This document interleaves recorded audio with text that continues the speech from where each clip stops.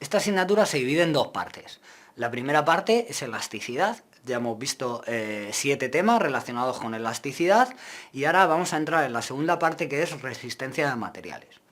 Entonces, para esta segunda parte necesitamos una serie de conceptos que en realidad, en teoría, ya deberíais de saber, que son los conceptos básicos que habéis visto en la asignatura anterior de mecánica de estructuras, como cálculo de reacciones y cálculo de esfuerzos internos. Naturalmente, como hace ya un año que estudiasteis eso, pues tendréis esos conceptos un poquito oxidados.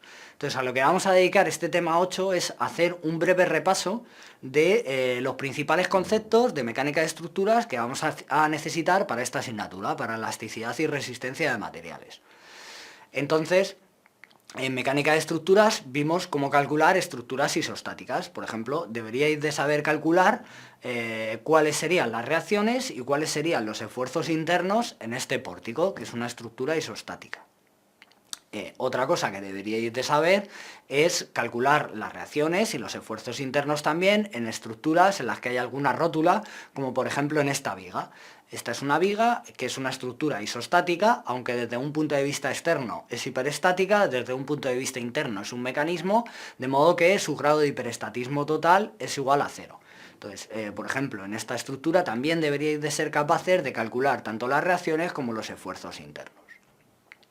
Lo que vamos a ver en este tema 8 es un breve repaso de cómo se calculan las reacciones, cómo se calculan los diagramas de cortantes, deflectores, de axiles, etc., en este tipo de estructuras isostáticas. ¿Y por qué necesitamos esto? Porque el objetivo final de esta parte de resistencia de materiales es que seáis capaces de calcular los diagramas de esfuerzos internos en estructuras hiperestáticas como esta. Esta es una estructura hiperestática, entonces con los conocimientos que tenéis hasta ahora de mecánica de estructuras, no podríais, por ejemplo, siquiera calcular las reacciones en esta estructura, porque tenemos 4 reacciones, pero solamente tenemos 3 grados de libertad.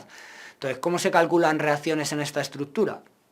Pues lo que vamos a hacer es, lo que vamos a ver a partir de los temas 9 hasta el final de la asignatura, es ver cómo calculamos desplazamientos en estructuras y gracias a ese cálculo de desplazamientos vamos a poder plantear ecuaciones de compatibilidad que nos van a permitir calcular los esfuerzos internos en estructuras hiperestáticas.